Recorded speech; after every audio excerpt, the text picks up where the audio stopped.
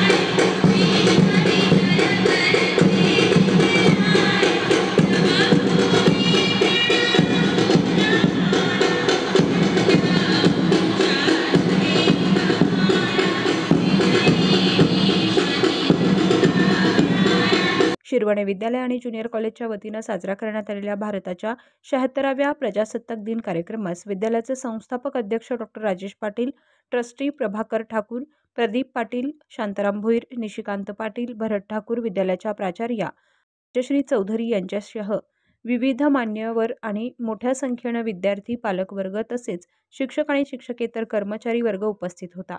अशा या कार्यक्रमात विद्यार्थ्यांचं संचालन, कवायती, भाषणे तसेच 10वी-12वी उत्तीर्ण विद्यार्थ्यांचा बक्षीस वितरण समारंभ आणि समाज प्रबोधनकारक पथनाट्याचं आयोजन करण्यात आलं. ज्यामध्ये स्वच्छतेचे महत्त्व, लैंगिक जागरूकता, व्यसनमुक्ती, सोशल मीडियाचा वापर आणि त्याचे परिणाम, अवयव दानाबाबत जनजागृती, मतदानाचा हक्क, देशातील वाढता भ्रष्टाचार आदी विषयांवरील पथनाट्य विद्यार्थ्यांनी सादर केले. पाहुयात या कार्यक्रमाची काही क्षणचित्रे.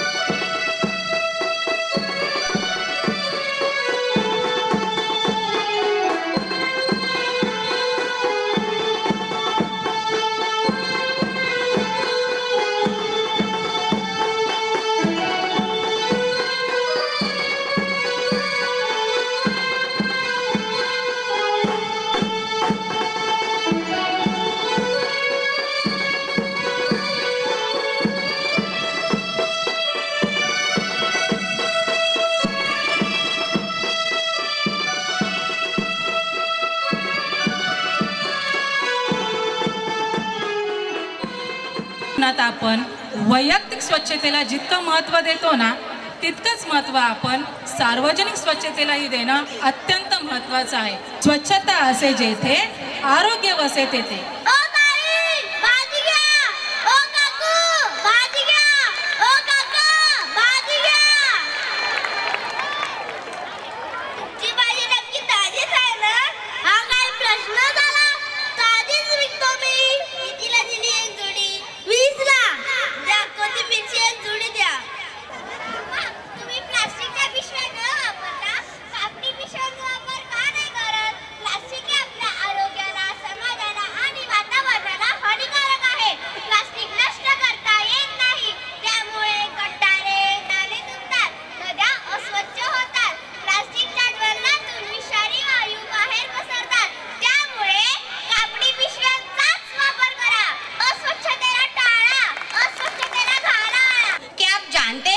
पिछले 3 सालों में भारत में 24 लाख से भी ज्यादा बच्चों का यौन शोषण हुआ है. माँ, आपने कहा था ना मुझे कोई कुछ बोले कि ये बात किसी को नहीं बतानी है तो पहले आगे मुझे आपको बतानी है, इसलिए माँ. अरे बेटा, क्या हुआ? माँ, आपने कहा था ना मुझे कोई भी बात बतानी है. अगर मुझे कोई बात बतानी होगी तो कितनी शर्म आएगी, तो मैं क्या आपको बता सकता हूँ? भाइयों और बहनों, आप सभी को अपने बच्चों को ये सिखाना है कि अगर उन्हें किसी के साथ खतरा महसूस हो या फिर किसी का स्पर्श असुरक्षित लगे तो वो आके पहले अपने पेरेंट्स को बताए. मैं हूँ विजयी, पहचाना मुझे? मैं हूँ व्यसनराज. अरे नादान बालिके, तू नहीं जानती, लोग मुझे जान से भी ज्यादा प्यार करते हैं. मेरे न मिलने पर वो बेचैन हो जाते हैं. पान, शराब, तंबाकू, सिगरेट, ड्रग्स, ये सब मेरे ही साथी है. मेरे साथियों, बता दो इसे, हमारा राज्य कैसे चल रहा है? मैं हूँ तंबाकू, कर देता सबके दिल पे काबू. मैं ही सबसे ज्यादा प्रसिद्ध हूँ, समझा क्या? मुझे हर गली, हर नुक्कड़ पर बड़े ही सस्ते दामों में कोई भी हासिल कर सकता है बड़ी आसानी से. मैं हूँ स्मार्ट, मांगू को टालना नहीं हो, ले लेता हूँ सबकी जान. दिखने में तो हरा, ठोकने में हो जाता हूँ लाल. आज सारे भारत में ऐसा कोई कोना नहीं मिलेगा जहाँ मेरी पिचकारी का रंग न लगा हो. मैं शराब करता हूँ लीवर खराब. रम, बियर, विस्की, ब्रांडी, देसी, अंग्रेजी सब मेरे ही रूप है. पहले मनुष्य मुझे पीता है, फिर मनुष्य पीता. ऐसे में गाड़ी चलाने वाले को मैं जन्नू का रास्ता बता देता हूँ. मैं हूँ ड्रग्स, कर देता हूँ इंसानों को बेबस. हीरोइन, ब्राउन शुगर, ये मेरे ही नाम. कोई भी स्कूल, कॉलेज मुझसे अछूता नहीं है. मैं सभी जगह गुप्त रूप में व्याप्त हूँ. इंसान मुझे पाकर भी तड़पता है और न पाने पर सकता है. मुझे प्राप्त करने अच्छे अच्छे इंसान चोरी, लूटमार करने से भी नहीं हिचकिचाते. मैं हूँ सी सिगरेट, देता मौत का गेट. 1.5 इंच जवान हमारी गुलाम है. आज के इस फैशन के युग में युवा, युवतियां, नायक, नायिकाएं मेरा ये इस्तेमाल करना अपनी शान समझते हैं. जी हाँ, मैं हूँ व्हाट्सएप. पूरी दुनिया मेरी गिरफ्त में है. बच्चा, बूढ़ा या जवान, सब दीवाने हैं मेरे. गूगल नाम है मेरा. मैं वो भी जानता हूँ जो तुम्हारा भगवान भी नहीं जानता.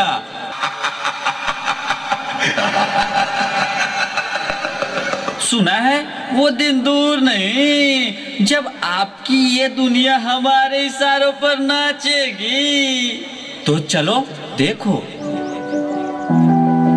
मम्मा मेरा कल एग्जाम है, मुझे कुछ समझ नहीं आ रहा है. प्लीज मम्मा, आप पढ़ा दोगे? क्यों बेटा, तुम्हारे टीचर ने कुछ नहीं समझाया क्या? मम्मा समझाया तो था पर मैं भूल गई. मैं तो भी बहुत बिजी हूँ, तुम पापा के पास जाकर पूछ लो ना। Okay mamma.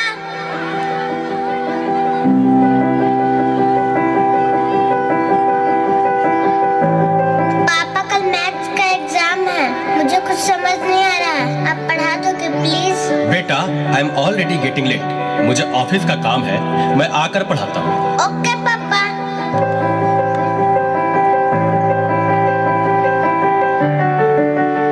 पापा अब तो आप मुझे पढ़ाओगे ना? बेटा, मैं बहुत थक गया हूँ और ऑफिस का काम भी है, तुम मम्मा के पास चली जाओ।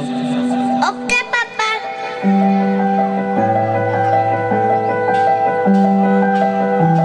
मम्मा मम्मा मम्मा, मुझे थोड़ा सा तो पढ़ा दीजिए प्लीज। ओके ठीक है बेटा, आप अपने कमरे में जाओ, मैं वहीं आती हूँ। ओके मम्मा, मैं वेट करती हूँ।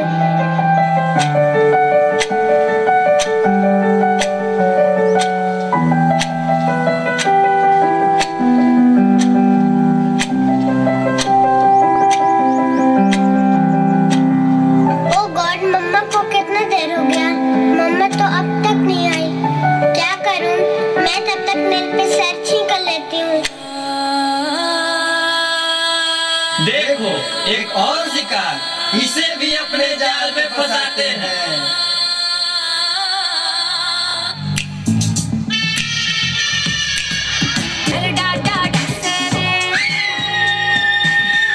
क्या हुआ बेटा, क्या हुआ?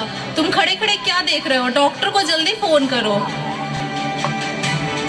डॉक्टर साहब जल्दी आइए, पता नहीं मेरी बेटी को क्या हो गया है।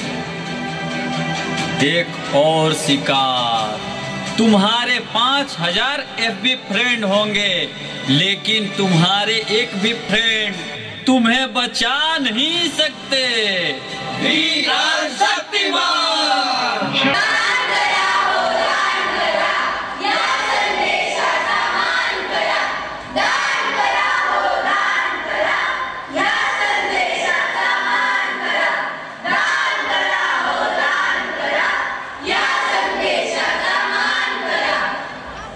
दान? कसलं दान? पैसे, अन्न की कपडे दान करायचे? नाही ग, यापेक्षा मोठे दान. मोठं दान म्हणजे कन्यादान, म्हणजे आपल्याला आपली मुलगी द्यावी लागणार. नाही रे वेड्या, मोठे दान म्हणजे काय कन्यादान नाही, मोठे दान म्हणजे अवयवदान. आता तरी समजलं का माझ्या लाडक्यांनो? बरं, आता मला सांगा, अवयवदान म्हणजे काय? बरोबर. पडलं. हे काय झालं? अरे याची नसतं चालू आहे. डॉक्टर अरे याचा मेंदू जरी मृत असला तरी याचे हृदयाचे ठोके चालू आहेत. मी एक नृत्यांगना आहे. नृत्य हे माझे जीवन आहे. नृत्य करण्यासाठी शरीर स्वस्थ लागते. मला डॉक्टरांनी सांगितले आहे की तुझे हृदय फार कमकुवत आहे. तुला हृदयाची खूप गरज आहे. मला कोणी हृदय देऊ शकेल का? भाऊ एक रजिस्टर अवयवदाता आहे. त्याने आपले शरीर दान केले आहे. अरे जर आपण ह्याच्या भावाचे हृदय हिला दिले तर हिचे जीवन तरी नाही का वाचणार?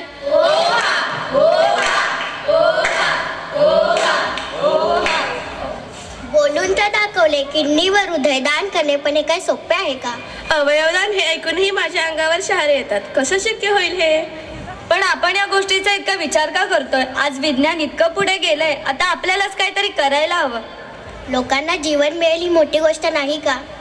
बाप रे, किती हा गैरसमज झाला आहे. काय करावं आणि काय नाही करावं.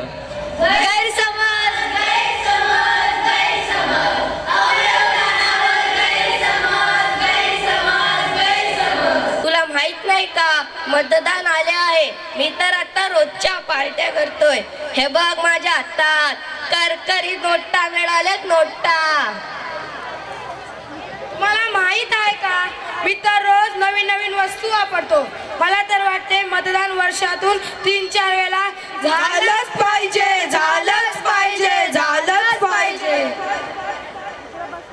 अरे मला तर बघा, इथून तिथून साडी. अरे इथे बघ, इथे मला काय काय मिळालंय. माझा तर संसार बाई सुखाचाच चाललाय.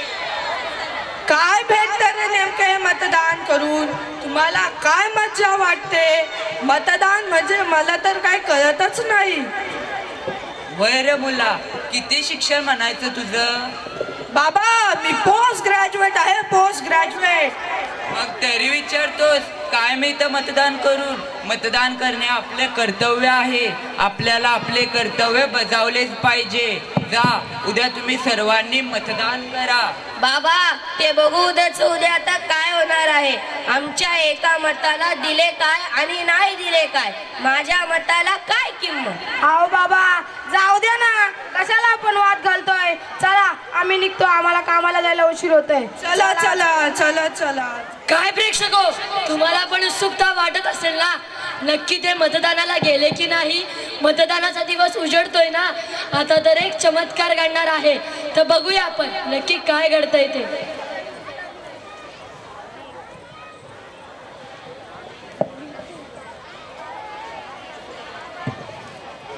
उठ बाळा उठ. अरे भारत माता, तुम्ही इथे? माझे काही चुकले का? हो, मला असे कळले की तू मतदानाला जाणार नाही म्हणूनच आले. तू काय समजले आहेस या लोकशाहीला? हे सर्व कुणासाठी आहे? तुमच्यासारख्या सामान्य लोकांसाठीच ना. जर तुम्हीच तुमची जबाबदारी पार पाडणार नाही तर कोण काय करू शकणार आहे तुमच्या भविष्यासाठी? तुम्ही सर्व या भारत मातेची लेकरं आहात. तुमच्यासाठी एक प्रतिनिधी निवडून तो 5 वर्षे तुमच्या सुखदुःखात सहभागी होतो. जसे देव सर्व ठिकाणी एकाच वेळी जाऊ शकत नाही म्हणून त्याने सर्वांना आई दिली आहे, तसेच मीही सर्व ठिकाणी एकाच वेळी जाऊ शकत नाही म्हणून तुमच्या कल्याणासाठी हे प्रतिनिधी आहेत. जा, उठ, कर्तव्याला जा, मतदान कर, तेही न चुकता.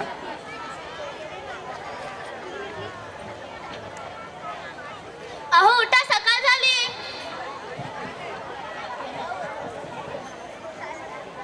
अरे काय झालं होतं काल रात्री? मला तर काही सुचतच नाहीये. मतदानाला जायचं आहे ना? हो हो नक्कीच. चल चल मी. Good morning. तुम्ही सर्व मतदानाला चालले आहात ना? बघू रे, मी तर ऑफिसला चाललोय. थांबा, तुम्ही कोणी त्या बाबांना पाहिलं का? नाही. अरे तेव्हा ते बाबा चालले. चला मग आपण त्या बाबांकडे जाऊया. बाबा. अरे तुम्ही सर्व? बाबा मला माफ करा, मला माहित आहे काल मी स्वार्थीपणे बोललो. माझ्या एका मताला काय किंमत, पण माझ्या लक्षात आले आहे की माझे एक मत सुद्धा खूप महत्त्वाचे आहे. अरे बाळा, मतदान करणे हा आपला हक्क आहे, कर्तव्य आहे, ते तर तुम्ही केलेच पाहिजे. आजची तुमची पिढी तर सर्व शिक्षित आहे. जर तुम्हीच असे वागलात तर पुढच्या पिढीला काय संदेश मिळेल? जा, स्वतःसाठी, महाराष्ट्रासाठी, आपल्या भारत देशासाठी मतदान करूया. चला चला चला मतदान करूया. आणि भ्रष्टाचार अरे अरे अरे, पण भ्रष्टाचार म्हणजे नेमकं तरी काय? तुला माहित नाही? नाही. चौकात भ्रष्टाचार. प्रमोशनसाठी भ्रष्टाचार. शिक्षणात भ्रष्टाचार. नोकरी मिळवण्यासाठी भ्रष्टाचार. आरोग्य खात्यात भ्रष्टाचार. भ्रष्टाचार नुसता सगळीकडे भ्रष्टाचार. प्रसंग पहिला. एक गरीब बाप आपल्या मुलाच्या प्रवेशासाठी इंजिनिअरिंग कॉलेजमध्ये येतो. साहेब आत येऊ का? साहेब आत येऊ. या बसा. साहेब, माझ्या लेकराला 90% मार्क आहेत. त्याचं तुमच्या यादीमध्ये नाव बी आहे. त्याला तुमच्या कॉलेजात प्रवेश मिळेल काय? ऍडमिशन तर मिळेल, पण टेबला घालून काहीतरी द्यावं लागणार. मी काय देणार साहेब? माझं पोट दुसावर चालतंय. यंदा पाऊस बी नाही तर पैका कुठून येणार? द्यावं तर तुम्हाला लागणारच ना, तर आल्या पावली परत जावा. साहेब काहीतरी बघा. साहेब काहीतरी बघा. साहेब सिक्युरिटी बाहेर काढत ना. निघा बाहेर. साहेब चला साहेब बाहेर. प्रसंग दुसरा. एक श्रीमंत बाप आपल्या मुलीच्या प्रवेशासाठी अधिकाऱ्यांकडे येतो.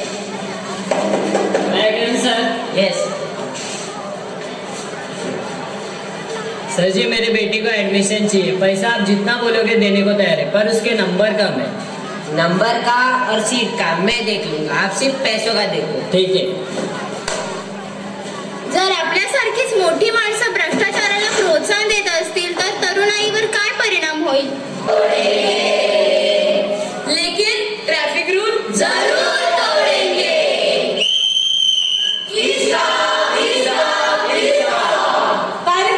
पुढे निघणं एवढं मारायचं निघालं? ते मामा मित्राच्या हल्दीवरून आलोय। बरोबर आहे, ठीक आहे। तुमचं हेल्मेट कुठे आहे?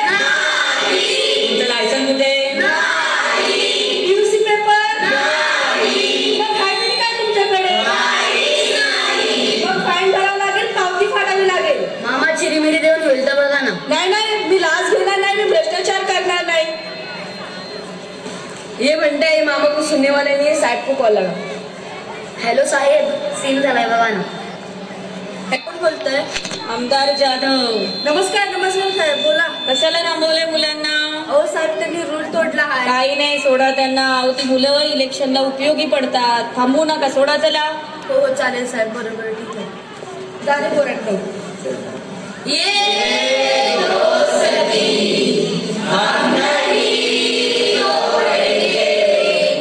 पहा, प्रजासत्ताक दिन हा फार महत्त्वाचा आहे।